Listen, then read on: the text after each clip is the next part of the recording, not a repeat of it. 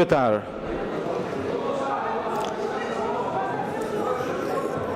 Zoti kryetar, Zoti kryetar, mund të ndryni?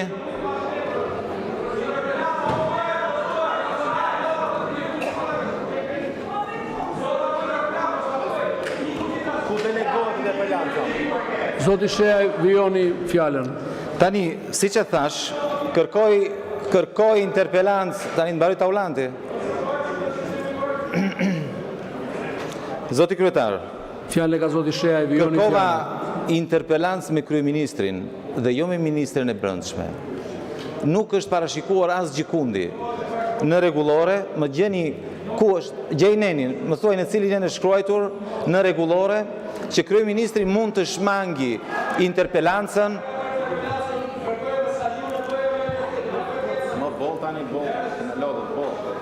Tani, unë e kuptoj shqetësimin e taulantit, e kuptoj shumë. Tani, me qetësi. Tani, kërkova... Tani, unë e kuptoj shqetësimin, realisht e kuptoj shqetësimin. Sepse në fati këtij vendi dhe kryeministri nuk është më i përqendruar në çfarë ndodh në kuvend, sepse fati i këtij vendi nuk po vendoset këtu në këtë kuvend, po vendoset diku tjetër. Dhe kryeministri i Shqipërisë ka halle më të mëdha për të zgjidhur tani, se të dali në një interpelancë për një çështje që ka të bëjë me jetën e përditshme të qytetarëve shqiptar. Kryeministri ka hallin e Belinda Ballukut. Është hall i madh, është hall i jashtëzakonshëm. Imagjinoni sot Edi Rama ishte në një event me paturpsinë më të madhe, çmenduri. Ka dalë në 30 dhjetorin e prokurimeve publike, e agjencisë të prokurimeve publike, dhe po mburej për arritjet e Shqipërisë, e kësaj qeverie në luftën kundër korrupsionit. Çmenduri. Tani problemi është që Edi Rama dhe kjo maggiorancë kanë humbur moralin, kanë humbur fabulën, nuk kanë më një fabull, janë bërë të pabesueshëm. Imagjinoni, ora kanë dalë përgjimet. I keni dëgjuar apo s'e keni dëgjuar përgjimet? Kanë dalë përgjimet ku Belinda Balluku, bartësja e Edi Ramës, si fillim anullon një tender, se kështu kam një ndjesi, thot. Pastaj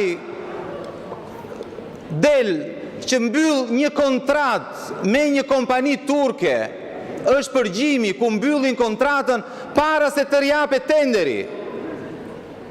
Dhe pastaj përgjimi i fundit, ku Belinda Balluku shpall fituesin. Pikërisht atë kompani me të cilën thuhet në përgjime që kanë pranuar kushtet e kontratës.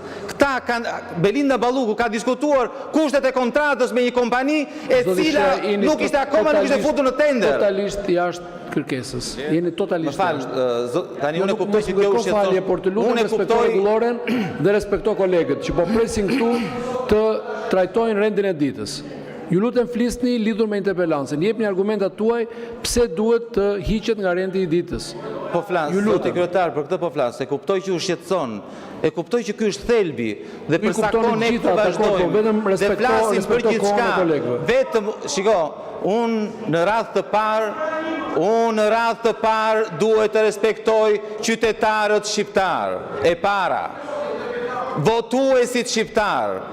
Këta duhet të respektoj. Dhe mënyra se si unë i respektoj, zoti kryetar, është duke folur për vjedhjet tuaja, për mënyrën se si ju merrni parat, nga onkologjiku, nga arsimi, nga spitalet, nga fermerët, dhe i fusni në xhepat tuaj. Ky është respekti.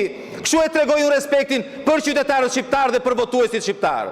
Dhe jo duke u marrë me broçkulla, duke u ardhur pas avazit juve, jo e odhe firmën, jo se odhe firmën.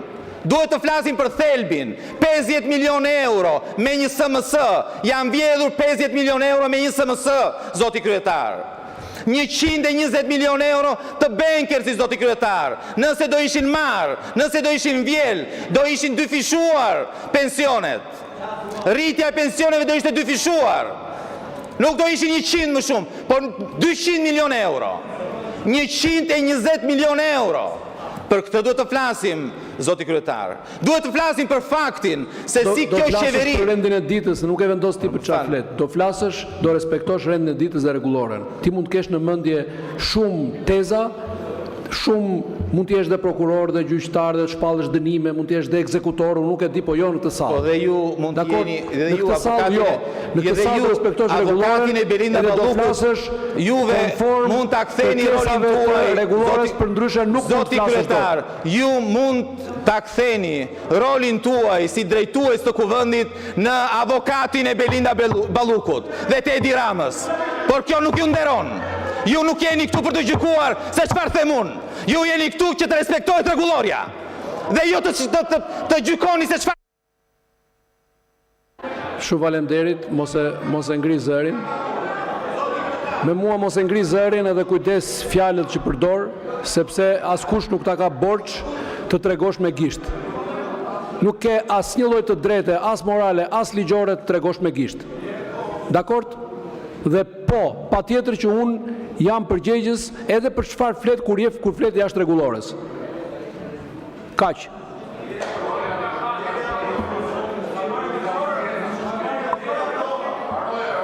Vijojmë, ka mendim kundër apo të vijojmë? S'ka mendim kundër, vijojmë me hedhje në vot.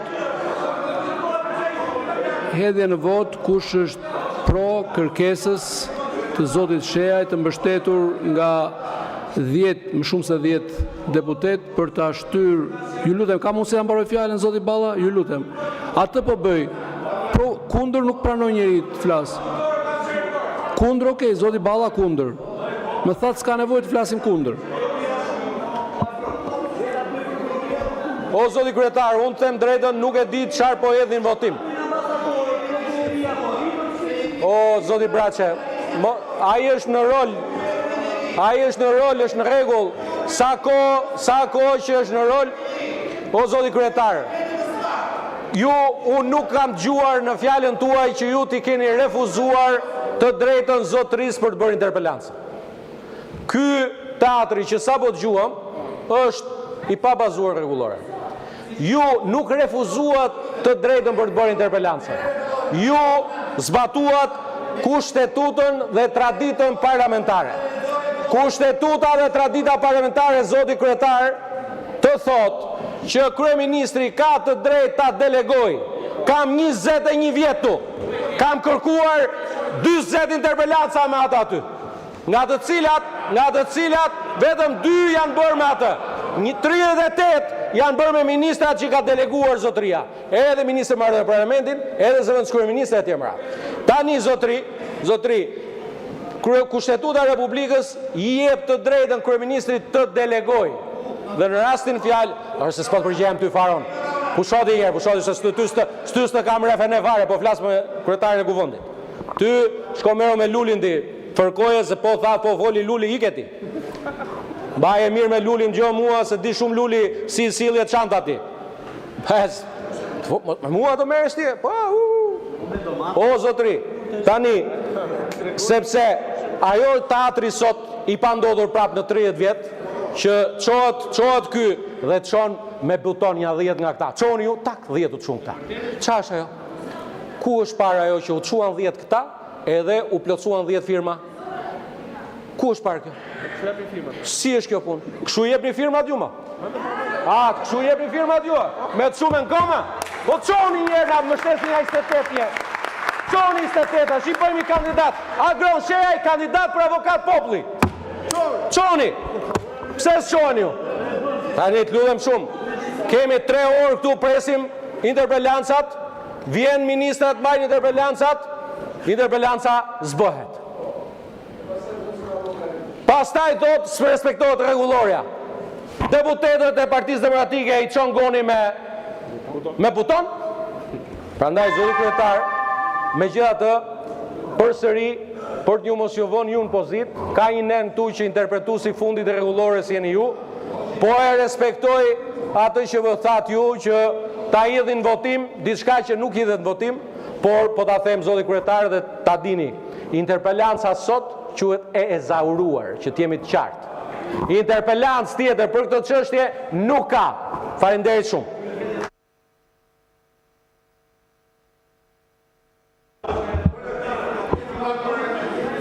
Procedura ishte totalisht e mbështetur në rregullore, zoti Balla.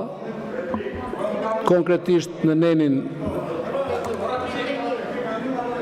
31 të rregullores, ndryshimi i rendit ditës, kur ka një propozim, jam në favorin tuaj në këtë rast.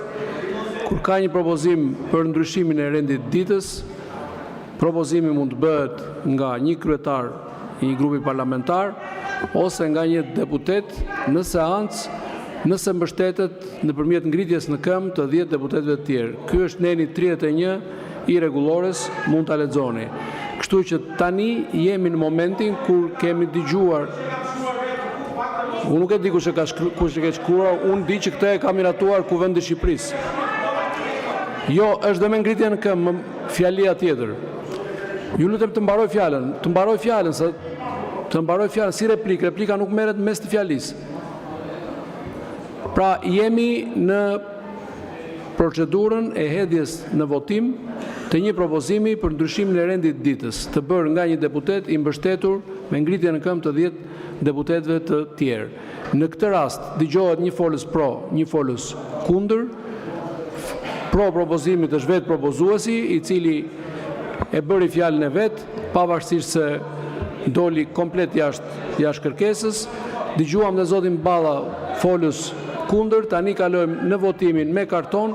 Kush është pro diskutimit, pro heqjes, pro ndryshimit rendit ditës, pra heqjes nga rendi i ditës së interpelancës. Kush është pro?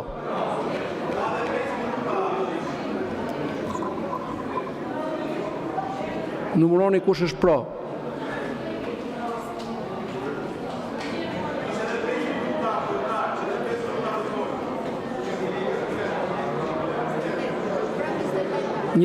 Pro, kush është kundër? 77 kundër, abstenim nuk ka. Atëherë vijojmë në ditës pa ndryshim. Interpelancë me ministrin e